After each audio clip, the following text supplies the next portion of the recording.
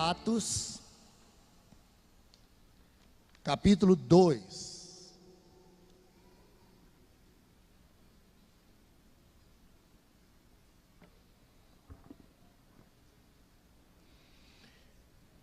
Domingo passado nós estivemos diante desse texto e nós voltamos a ele nesta noite aqui para continuar anunciando a mensagem que Pedro trouxe no dia de Pentecostes. Nós estivemos compartilhando até o verso, especificamente até o verso 23. A nossa leitura foi a partir do verso 22, e o verso 22 e 23 foi o destaque principal naquela noite, domingo passado. Agora voltaremos à leitura completa do texto para darmos prosseguimento. E como eu disse naquela oportunidade, a importância desse texto das Escrituras, ele merece um certo destaque, porque se trata da primeira mensagem que foi pregada na era cristã. O Senhor Jesus Cristo já tinha sido assunto aos céus, já tinha sido elevado aos céus após 40 dias da sua morte. Ele esteve aqui 40 dias. A Bíblia diz lá em Coríntios, capítulo 15, a primeira carta aos Coríntios, que ele foi visto por mais de 500 irmãos, e nesta ocasião aqui, 120 se encontravam reunidos. Esta congregação foi profundamente impactada com a mensagem que Pedro pregou. Mas antecedeu a mensagem de Pedro o cumprimento da profecia do Antigo Testamento, em especial a profecia de Joel, quando lá o Senhor promete que derramaria o seu espírito sobre toda a carne. Não sei, a toda a carne não são todas as pessoas, todos aqueles que crerem. O Espírito do Senhor estava vindo sobre a terra para capacitar com poder a igreja para anunciar a mensagem e para selar todos aqueles que crescem no Evangelho. Então, o Senhor Jesus Cristo, antes de ser assunto aos céus, ele deu uma ordem à sua igreja: ide por todo o mundo e pregai o Evangelho a toda criatura. E nesse mesmo livro de Atos, no capítulo 1, ele promete esse Espírito, e ele diz que esse seria o Espírito Santo de poder. O versículo 8 do capítulo 1 diz: mas recebereis poder ao descer sobre vós o Espírito Santo, e sereis minhas testemunhas, tanto em Jerusalém, como em toda a Judéia e Samaria, e até os confins da terra.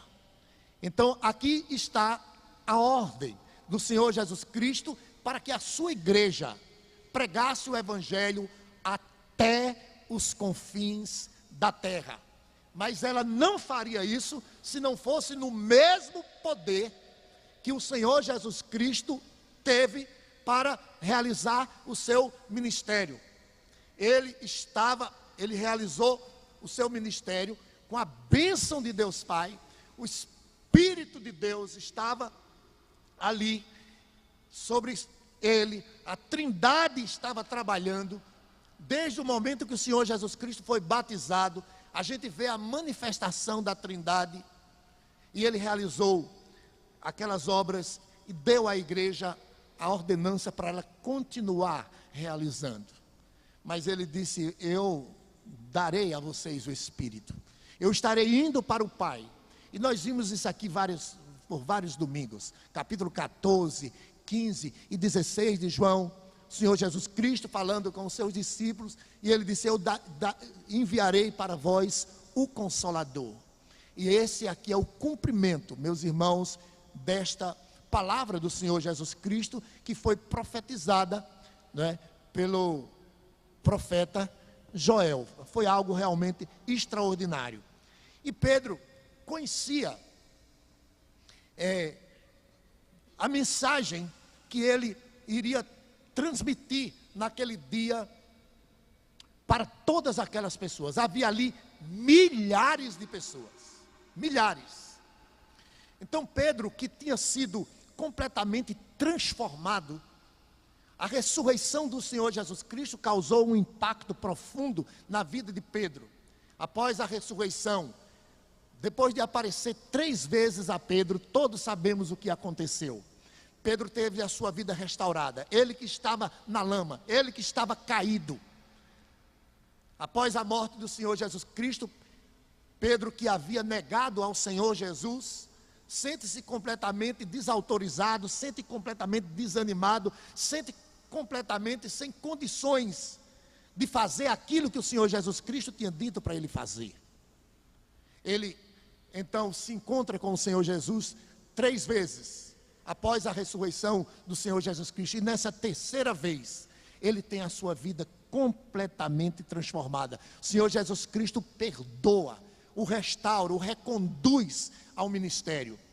E Pedro então é alvo desse Pentecoste, ou seja, dessa descida do Espírito Santo também, que veio sobre toda a igreja. E ele então, cheio, do Espírito Santo, e também com a sua vida completamente mudada e transformada pelo Senhor Jesus Cristo, começa a pregar a palavra. E o que é que ele diz? Verso 22. Varões israelitas, atendei a estas palavras. Jesus o Nazareno, varão aprovado por Deus, diante de vós, com milagres, prodígios e sinais, os quais o próprio Deus realizou por intermédio dele entre vós, como vós mesmos sabeis. Sendo este entregue pelo determinado desígnio e presciência de Deus, vós o matastes, crucificando por mão de iníquos, ao qual, porém, Deus ressuscitou, rompendo os grilhões da morte, porquanto não era possível fosse ele retido por ela. Porque a respeito dele, diz Davi, diante de mim via sempre o Senhor, porque está à minha direita, para que eu não seja abalado. Por isso se alegrou o meu coração, e a minha língua exultou. Além disto, também a minha própria carne repousará em esperança. Porque não deixarás a minha alma na morte, nem permitirás que o teu santo veja corrupção. Fizeste-me conhecer os caminhos da vida, encher-me-ás de alegria na tua presença. Irmãos, seja-me permitido dizer-vos claramente, a respeito do patriarca Davi, que ele morreu e foi sepultado, e o seu túmulo permanece entre nós até hoje. Sendo, pois, profeta, sabendo que Deus lhe havia jurado que um dos seus descendentes se assentaria no seu trono, prevendo isto, referiu-se à ressurreição de Cristo, que nem foi deixado na morte, nem o seu corpo experimentou corrupção. A este Jesus, Deus ressuscitou, do que todos nós somos testemunhas, exaltado, pois, à destra de Deus, tendo recebido do Pai a promessa do Espírito Santo, derramou isto que vedes e ouvis. Porque Davi não subiu aos céus, mas ele mesmo declara: disse o Senhor ao meu Senhor, assenta-te à minha direita, até que eu ponha os teus inimigos por estrado dos teus pés. Esteja absolutamente certa, pois, toda a casa de Israel, de que a este Jesus, que vós crucificastes, Deus o fez Senhor e Cristo. Ouvindo eles estas coisas, compungiu-se-lhes o coração. Aqui está a resposta da mensagem. A mensagem termina no verso 36. Pelo menos o que Lucas quis registrar para a gente dessa mensagem. Porque na verdade a gente vai perceber que ela vai seguir. Mas Lucas encerra o registro aí no verso 36. E agora nós temos a reação da mensagem. Atente para a sua Bíblia. Verso 37. Ouvindo eles estas coisas, compungiu-se-lhes o coração, e perguntaram a Pedro e aos demais apóstolos: que faremos, irmãos? Respondeu-lhe Pedro: arrependei-vos e cada um de vós seja batizado em nome de Jesus Cristo, para a remissão dos vossos pecados, e recebereis o dom do Espírito Santo. Pois para vós outros é a promessa, para vossos filhos e para todos que ainda estão longe, isto é, para quantos o Senhor nosso Deus chamar. Com muitas outras palavras deu testemunho e exortava-os, dizendo: salvai-vos desta geração perversa. Então os que lhe aceitaram a palavra foram batizados. Então os que lhe aceitaram a palavra foram batizados, havendo um acréscimo naquele dia de quase 3.000 pessoas. Baixe a sua cabeça nesse instante, feche os seus olhos e peça a Deus, nesse momento, que fale ao seu coração.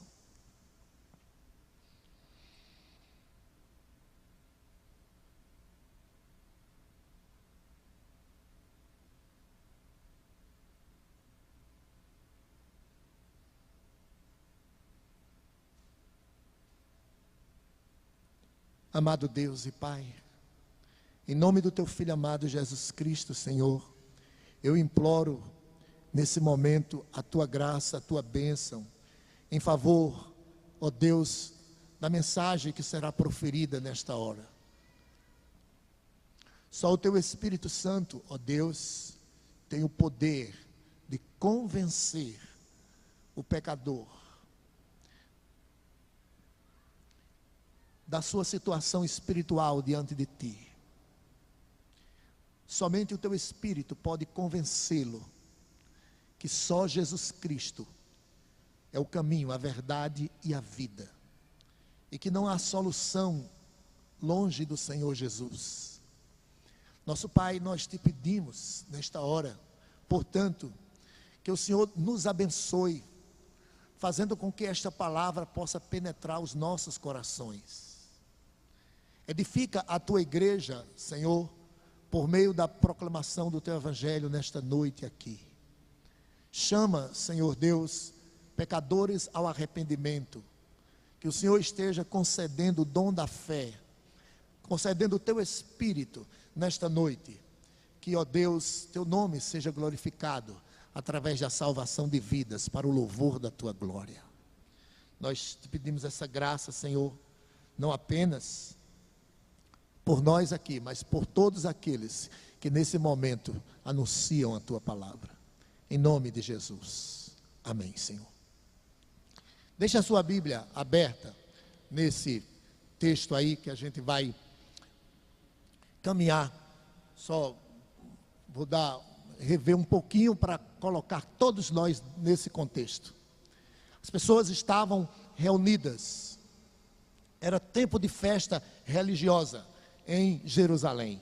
Havia ali milhares de pessoas. E a igreja estava também reunida.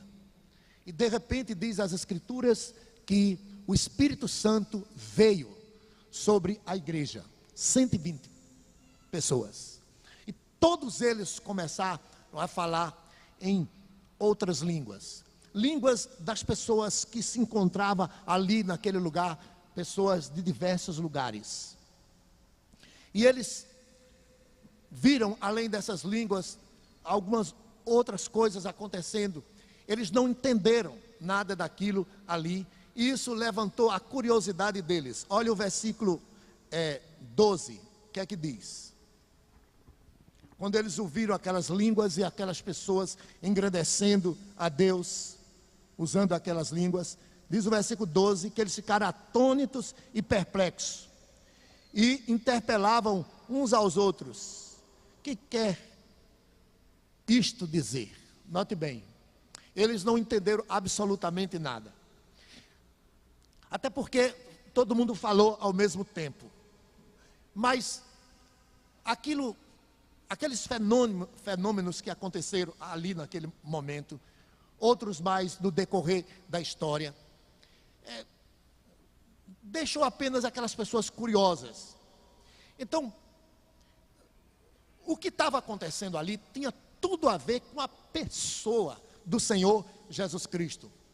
O que estava acontecendo ali naquele momento tinha tudo a ver com a mensagem que aquelas pessoas precisavam ouvir, com a mensagem que o mundo precisa ouvir.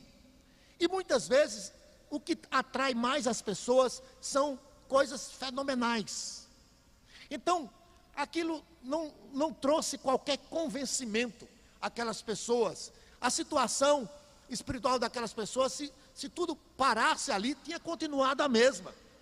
Então foi necessário que Pedro pegasse a palavra para explicar o que estava acontecendo ali.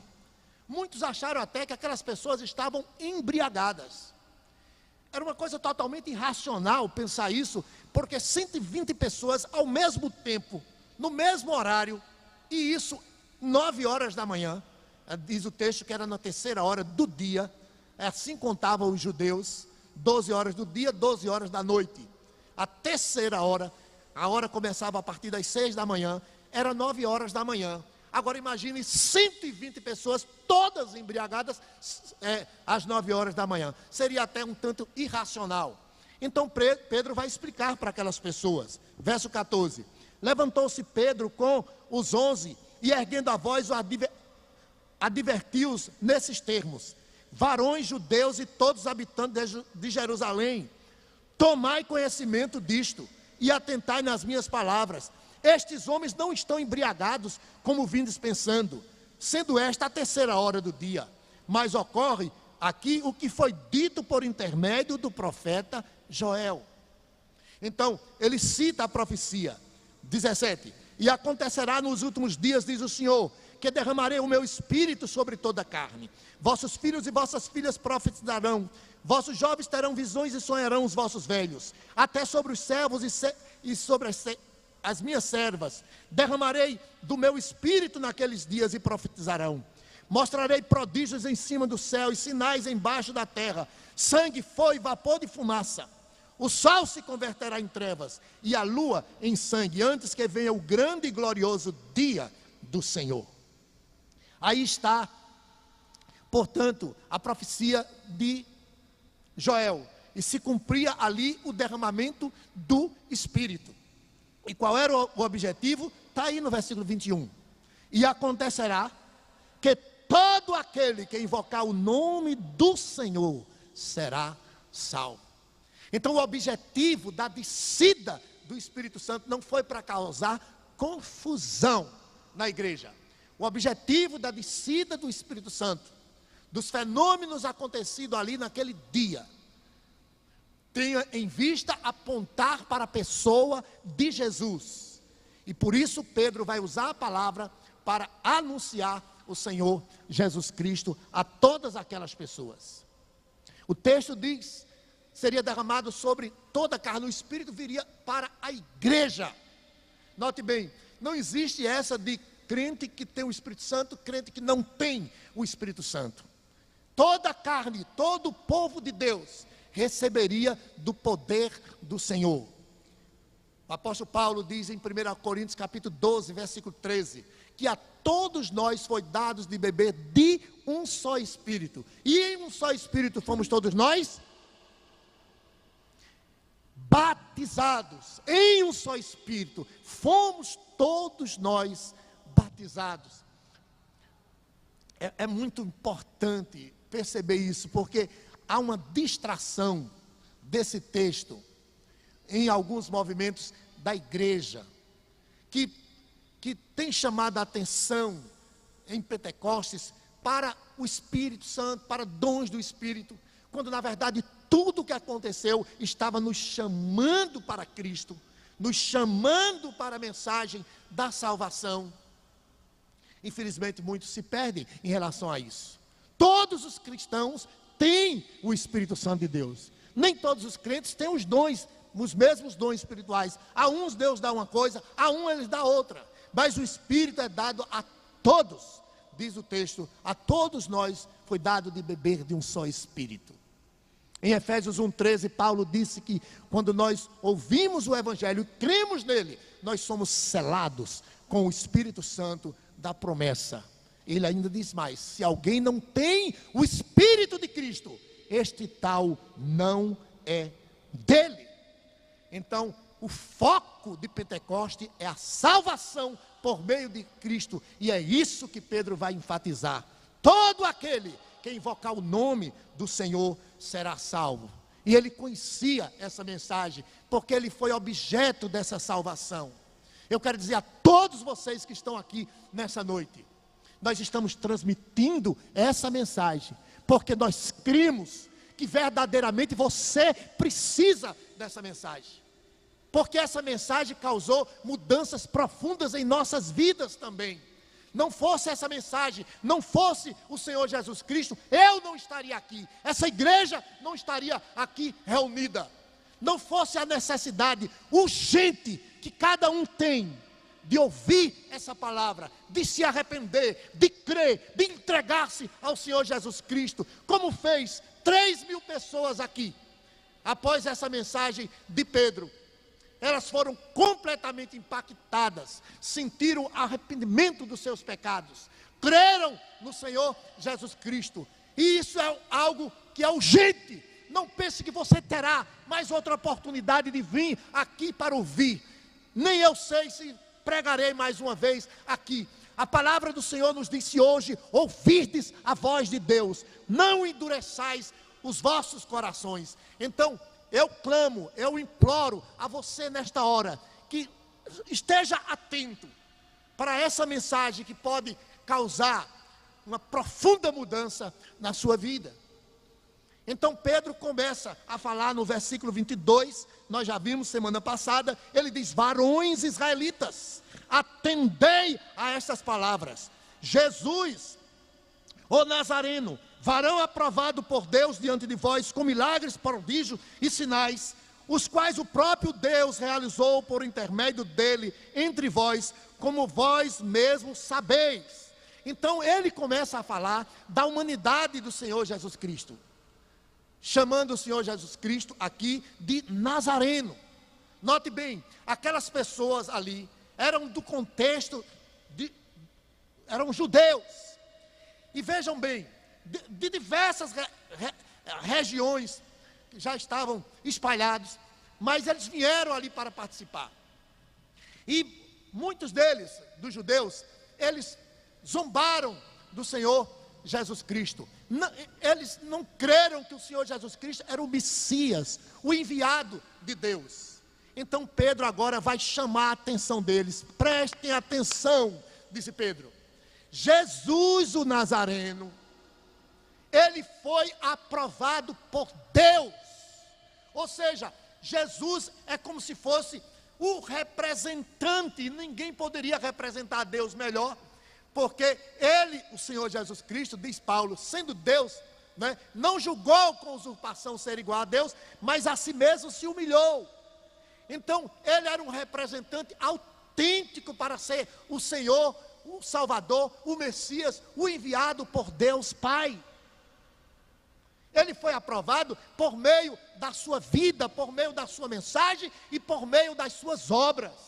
As suas obras são chamadas nas Escrituras de milagres. Milagres que deixaram as pessoas maravilhadas, mas infelizmente não entenderam o que indicavam esses milagres. Indicavam Jesus como Senhor e Salvador. Eram prodígios, sinais, eram maravilhas da parte de Deus, através do Senhor Jesus Cristo, para chamar a todos para a salvação. Mas infelizmente eles não perceberam e viram, interessante, o Senhor Jesus Cristo diz aqui, no verso 22, como bem sabeis, olha aí, realizado por intermédio entre vós. Vocês mesmos sabem. Lembremos de Nicodemos, meus irmãos, que quando encontrou-se com o Senhor Jesus Cristo, disse: mestre, sabemos que tu vieste da parte de Deus, porque ninguém pode fazer esses milagres se Deus não estiver com ele. Então, eles viram, mas não perceberam a mensagem de salvação que estava por trás desses milagres. Nicodemos, quando disse isso ao Senhor Jesus, Jesus disse: olha, Nicodemos, a você eu digo, se você não nascer de novo, você não pode entrar no reino dos céus. Esses milagres não eram para chamar atenção para o Senhor Jesus Cristo como milagreiro, mas como aquele que veio para transformar a vida do homem. O verso 23: sendo este entregue pelo determinado desígnio e presciência de Deus, vós o mataste crucificando por mão de iníquos. O objetivo da descida do Espírito Santo, o objetivo do Pentecoste, era para trazer as pessoas de volta para a cruz do Senhor Jesus Cristo. Então Pedro agora fala da morte do Senhor Jesus. Não era para que todo aquele que invocasse o nome do Senhor fosse salvo. E a salvação viria pela morte do Senhor Jesus Cristo na cruz. E eles não compreendiam que o Messias, que Deus ia enviar alguém para morrer. Não. O Messias para eles viria para ser o rei deles, para que eles tivessem vida boa aqui na terra. Era um Messias político, material, humano, que eles esperavam, nesse sentido, que restaurasse a Israel, que deixasse as pessoas por cima, fizesse da terra um céu para eles. Mas Pedro vai dizer que Jesus morreu. Ele disse: se ele já não acreditava que era Jesus, agora que ele morreu, pior ainda. Eles jamais imaginavam. Tanto é que quando Jesus está na cruz, ele desce da cruz, para que a gente creia em ti. Salva a ti mesmo, salva a nós também. Desce dessa cruz. Ele não tinha qualquer ideia. Note bem, embora conhecia o Antigo Testamento. E o Antigo Testamento falava do Messias, falava do Cristo, que viria, o Cordeiro de Deus, que daria a sua vida. Isaías 53 fala da morte do Senhor Jesus Cristo. Mas essas pessoas não compreenderam. Existe uma tensão muito grande em relação a essa morte. Primeiro, diz Pedro, que ele foi entregue por uma determinação e desígnio e presciência de Deus. Note bem, a morte de Cristo foi um plano divino. Aqueles homens crucificaram o Senhor Jesus Cristo. Os soldados crucificaram o Senhor Jesus Cristo. Aquelas pessoas zombaram, humilharam o Senhor Jesus Cristo. Ele sofreu humilhação. Ele foi preso, ele foi crucificado, ele foi morto. Mas a Bíblia diz que isso era o plano de Deus, segundo a presciência de Deus. Ou seja, Deus precisou saber lá no futuro que Jesus morreu. Deus conhecia os seus planos de antemão. Isso é presciência. Deus conhecia os seus planos, os planos que eram dele. Deus já sabia de todos eles, pois eram decretados por ele, foram decretados por ele antes da fundação do mundo. Mas a Bíblia vai dizer que além de ser um plano de Deus, isso não isenta os homens da responsabilidade. Foram os pecados que levaram o Senhor Jesus Cristo à cruz. Eu acredito que nesse tempo presente nós não vamos ter uma compreensão total disso. Essa é uma verdade gloriosa das Escrituras, que acredito que só vamos compreender totalmente na eternidade. Foi plano de Deus, mas ele não tirou a responsabilidade daquelas pessoas que mataram Jesus. Você vai ver aqui em Atos várias vezes ele mostrando essas duas coisas juntas. Atos capítulo 3, veja aí na sua Bíblia, versículo 17.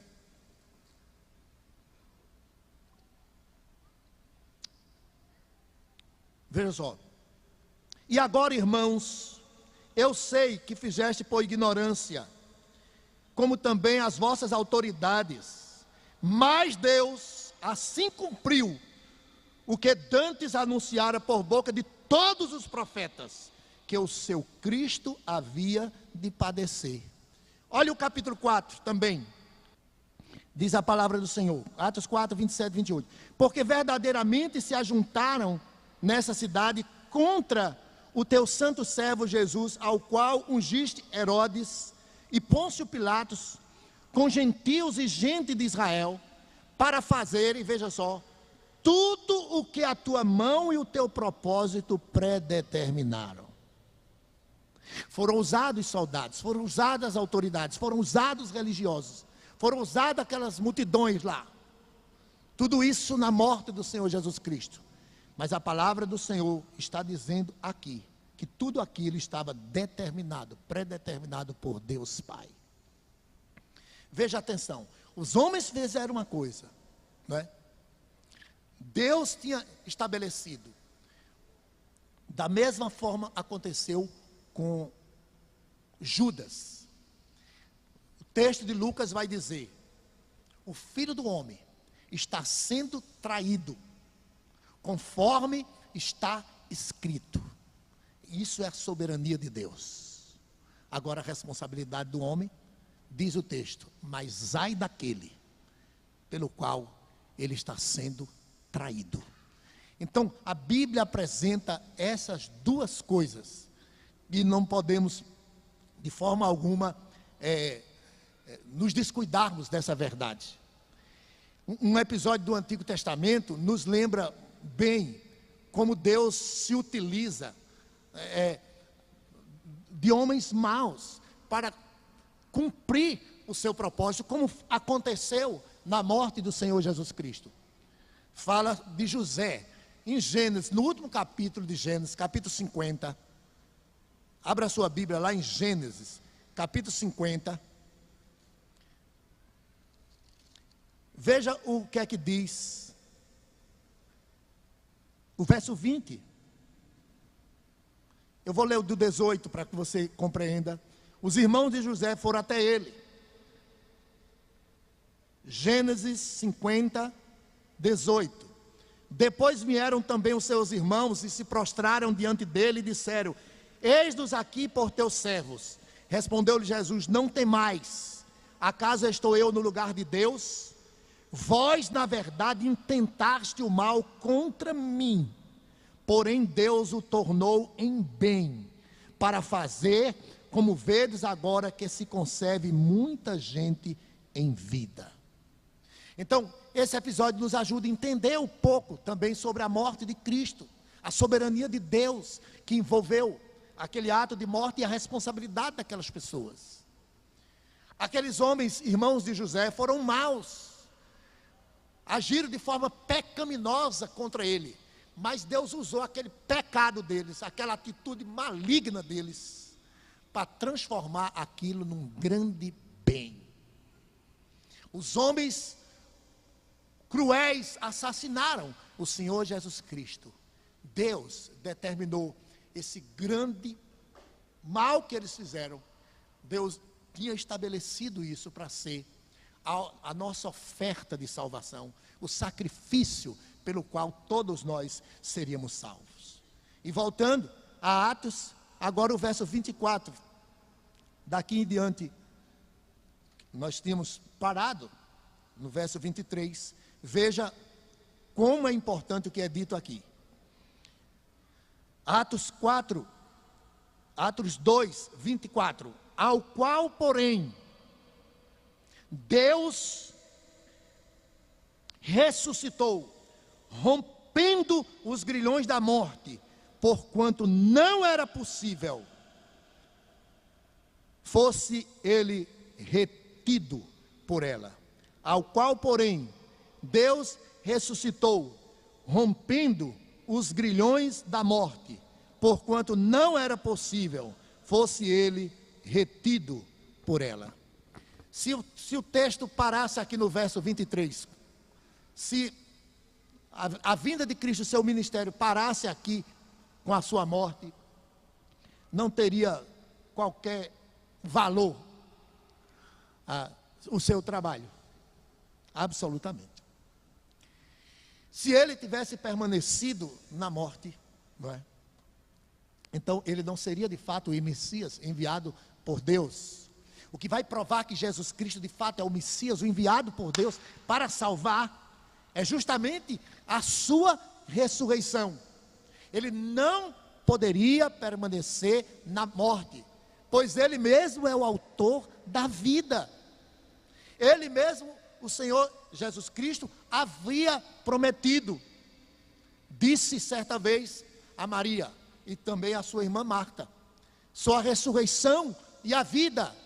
Quem crê em mim, ainda que morra, viverá. Ele prometeu a vida eterna a todos que nele crê, e ele iria ser a primícia, né, da ressurreição. Ele, o Senhor Jesus Cristo, ressuscita ao terceiro dia, vencendo, diz o texto aqui, os grilhões da morte.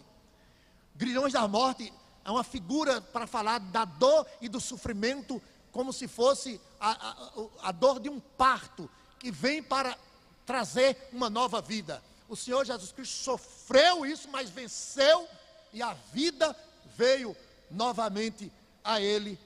Ele deu e Ele recobrou a sua vida, mostrando assim o seu poder para salvar todos aqueles que nele creem.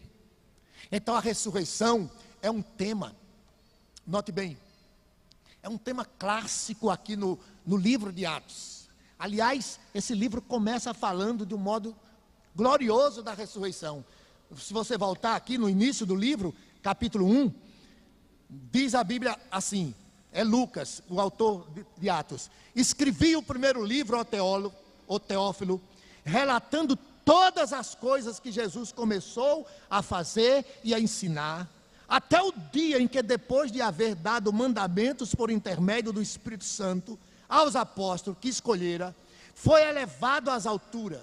A este também, depois de ter padecido, se apresentou vivo, com muitas provas incontestáveis, aparecendo-lhes durante 40 dias e falando das coisas concernentes ao reino de Deus. Pedro vai falar da ressurreição aqui, a partir do versículo 24. No livro de Atos, a ressurreição ganha notável destaque, desde o começo, e você vai ver, lendo o livro de Atos, muitas e muitas passagens. Eu quero ler uma, do capítulo 10, o verso 38. 10, 38. Diz a palavra do Senhor que Deus ungiu a Jesus de Nazaré com o Espírito Santo, com poder, o qual andou por toda parte, fazendo bem e curando a todos os oprimidos do diabo, porque Deus era com ele. E nós somos testemunhas de tudo o que ele fez na terra dos judeus e em Jerusalém, ao qual também tiraram a vida, pendurando-o no madeiro. A estes Deus ressuscitou ao terceiro dia e concedeu que foste manifesto. Então, a ressurreição ganha um grande destaque no livro de Atos. O apóstolo Paulo, ele enfatiza a ressurreição praticamente em todas as suas cartas. E na carta aos Coríntios, na primeira carta, no capítulo 10, ele dedica todo um capítulo, o capítulo 15, e ele fala exaustivamente acerca da ressurreição do Senhor Jesus Cristo. E lá ele diz que ele foi visto por cerca de 500 irmãos, com provas incontestáveis. O Senhor Jesus Cristo deu que de fato havia ressuscitado. Então os homens mataram o Senhor Jesus, mas Deus o ressuscitou dentre os mortos. Era o plano dele, que seu filho morresse, mas também que ele voltasse à vida para ser assim, a justificação de todo aquele que nele crê.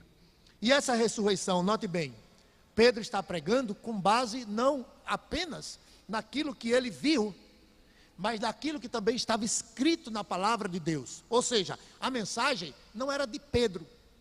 Ele tinha a autoridade das escrituras para tudo aquilo que estava dizendo. E ele cita os salmos, do versículo 25 até o versículo 31, a citação dos salmos, ou seja, a mensagem de Pedro tinha base bíblica. E o verso 29 diz: irmãos, seja-me permitido dizer-vos claramente, note bem, depois dele fazer citação, o Salmo 16 é citado, ele diz: seja-me permitido dizer-vos claramente, a respeito do patriarca Davi, que ele morreu e foi sepultado, e o seu túmulo permanece entre nós até hoje. Por que eu estou lendo isso aqui? Porque o que foi citado nos Salmos, alguns confundiram, imaginando talvez que o salmista falasse acerca dele mesmo. Aí Pedro vai dizer: não, é como se Pedro entendeu, Davi morreu e o seu túmulo permanece entre nós até hoje. Então ele não experimentou corrupção, versículo 27, porque não deixarás a minha alma na morte, e nem permitirás que o teu santo veja corrupção. O corpo do Senhor Jesus Cristo não apodreceu, não se putreficou, não se corrompeu. No Salmo 16, o salmista disse isso, mas ele não dizia isso acerca dele mesmo, mas ele estava profetizando acerca do Senhor Jesus Cristo. Pedro vai deixar isso bem claro: irmãos, seja permitido dizer-vos claramente a respeito do patriarca Davi, que ele morreu e foi sepultado, e o seu túmulo permanece entre nós até hoje. Então não é dele que o Salmo fala, ele está falando de Jesus. 30, sendo pois profeta e sabendo que Deus lhe havia jurado que um dos seus descendentes se assentaria no trono, tanto José como Maria eram descendentes de lá, previu com isso, se referindo o que? Versículo 31, a ressurreição de Cristo, que nem foi deixado na morte, nem o seu corpo experimentou corrupção. Então o Senhor Jesus Cristo ressuscitou, e isso tudo aconteceu para a sua glória. Veja o versículo 33, exaltado, pois à destra de Deus, tendo recebido do Pai a promessa do Espírito Santo, derramou isto que vedes e ouvis. E aí ele cita novamente o Salmo, ele diz: porque Davi não subiu aos céus, mas ele declara: disse o Senhor ao meu Senhor, assenta-te à minha direita, até que eu ponha os teus inimigos por estrado dos teus pés. Então o Senhor Jesus Cristo morreu, mas Deus o ressuscitou dentre os mortos, e depois ele foi exaltado, ele foi assunto aos céus, e ele está à direita do Pai, em posição de autoridade, até que ele ponha todos os seus inimigos debaixo dos seus pés. Isso fala do juízo, isso fala da ira de Deus. Essa pregação, Pedro está levando em conta os últimos dias, e acontecerá que nos últimos dias, esses últimos dias são todos os dias entre o primeiro advento de Cristo, note bem, entre a ascensão do Senhor Jesus Cristo e a sua segunda vinda, todo esse tempo é chamado nas Escrituras de últimos dias. Então Pedro pregava com urgência para aquelas pessoas se arrependerem dos seus pecados. Ele disse: olha, Cristo foi exaltado, mas verá o dia em que ele vai colocar todos os seus inimigos debaixo dos seus pés. O que é que Pedro está fazendo? Está mostrando àquelas pessoas a culpa delas, a sua condição de pecadoras. O que foi que elas fizeram? Veja aí o versículo 36. Esteja absolutamente certa toda a casa de Israel, que este Jesus, que vós crucificastes, Deus o fez Senhor e Cristo. Então, Pedro está dizendo: olha, o Nazareno, que vocês diziam, é o filho de José, é o beberrão, filho de Belzebu, endemoniado, esse homem que vocês mataram. Ele foi aprovado pelo Pai. Ele foi o representante do Pai. Ele fez prodígios, sinais e maravilhas. Vocês mataram ele, mas Deus o ressuscitou. Ele não poderia permanecer na morte. E agora ele foi exaltado, está à direita do Pai. Este que vocês crucificaram, Ele é o Senhor, Ele é o Cristo, Ele é o Salvador. Ah, meus irmãos, e ele disse isso à casa de Israel, disse a todos vocês. Ele não disse apenas às autoridades que crucificaram, que mataram, todos vocês. Ele é o Senhor, Ele é o Salvador, Ele é o Cristo. A palavra do Senhor diz que todo aquele que confessar que Jesus Cristo é o Senhor, será salvo. Se com tua boca confessares a Jesus como Senhor, e em teu coração creres que Deus o ressuscitou dentre os mortos, serás salvo. Não há outro nome. O carcereiro de Filipos disse a Paulo: senhores, que devo fazer para que eu seja salvo? Paulo disse: crê no Senhor Jesus e será salvo tu e a tua casa. Então, Pedro está dizendo aqui: Deus fez dele o Senhor Jesus Cristo, o Senhor, o Salvador, o Cristo. E qual foi a reação daquelas pessoas? Olha aí para o verso 37.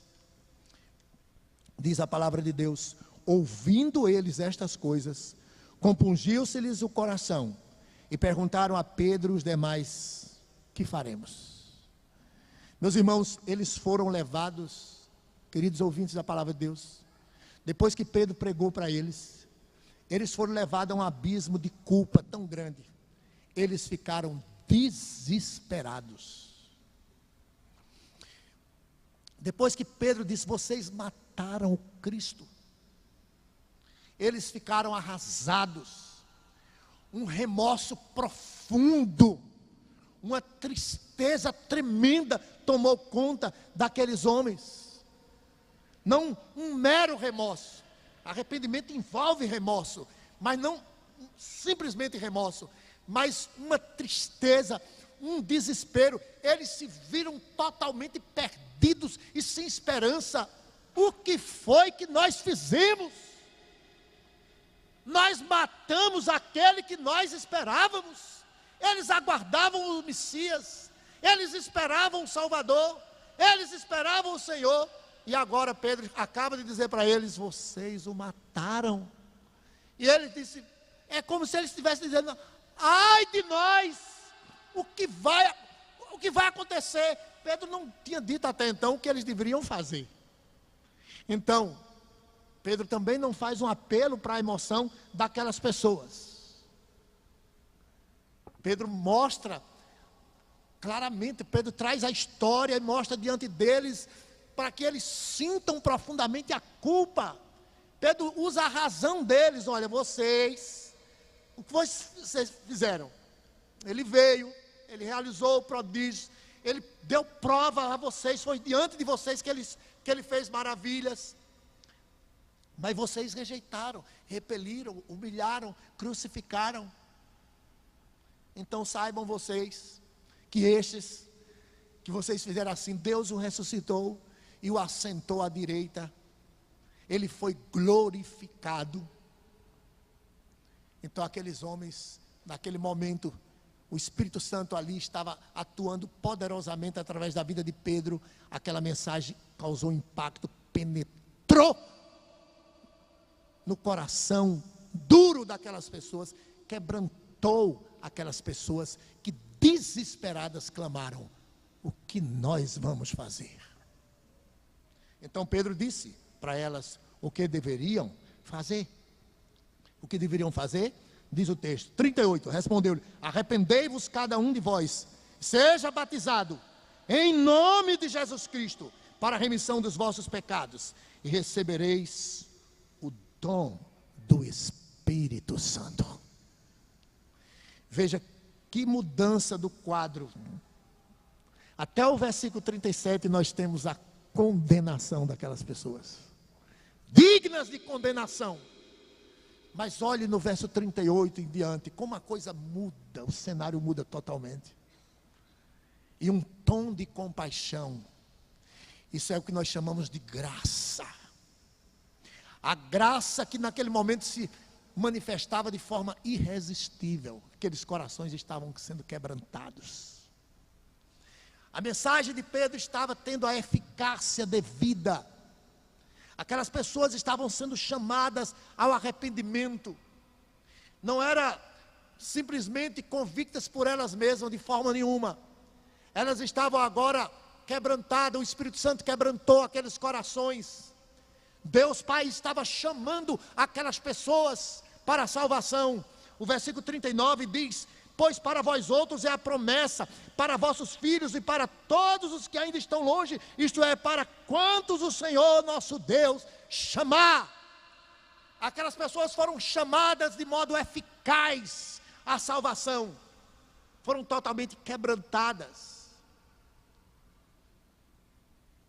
Aquela promessa do derramamento do Espírito Santo era para a salvação daquelas pessoas, e não somente daquelas, mas de todas aquelas que viriam até a vinda do Senhor Jesus Cristo. Todos os eleitos por Deus antes da fundação do mundo. Tinha 3.000 aqui, 3.000 eleitos vieram à fé através dessa mensagem de Pedro. E Pedro disse: para você receber esse mesmo Espírito que nós recebemos, para que vocês sejam salvos, para que vocês invoquem o nome do Senhor, sejam salvos, arrependei-vos. Foi isso que João Batista disse às pessoas: arrependei-vos. O carcereiro disse a Paulo: que devo fazer? Mesmo que essas pessoas disseram aqui, faremos. Paulo disse: crê no Senhor Jesus Cristo.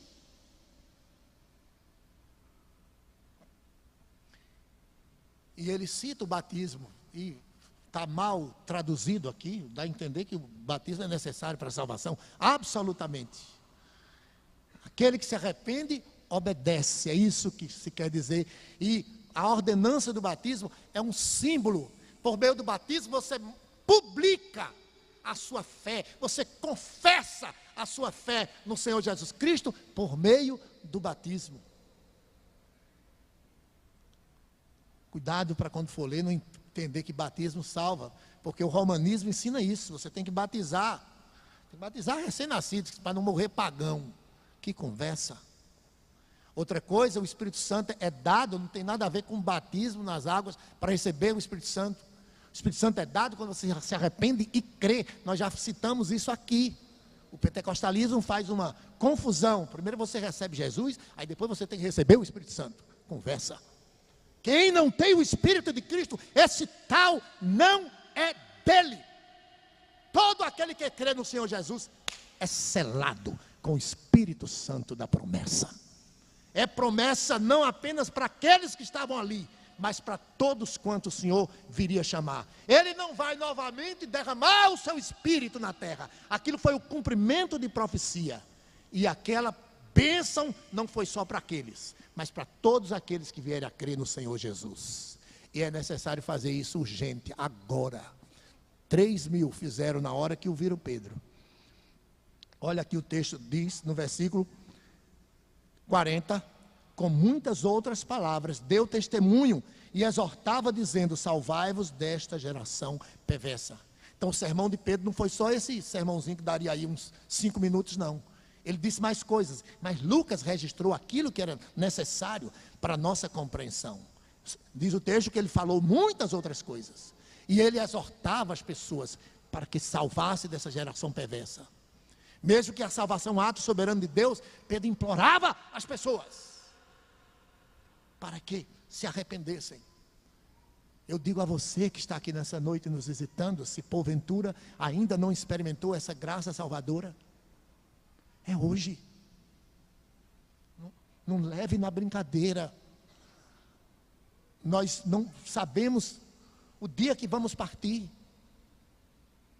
Aquelas pessoas, elas quando o viram, Pedro, elas ficaram convictas de pecado e elas perceberam a ira de Deus sobre elas, naquele instante que eram dignas de condenação. Pedro tinha citado o Salmo, quando diz no versículo 30, disse o Senhor ao meu Senhor, assenta-te à minha direita, até que eu ponha os teus inimigos por estrado dos teus pés. Então, isso era uma ação de juízo divino, nos últimos dias.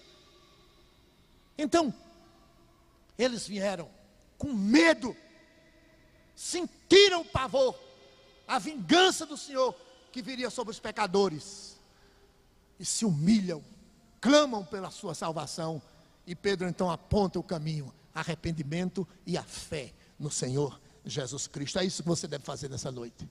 Não é a igreja que lhe salva, não é batismo que lhe salva, não é religião que lhe salva, não são suas obras, é a morte de Jesus Cristo na cruz, que nos garante a vitória, porque Ele não permaneceu na morte, ao terceiro dia Ele ressuscitou.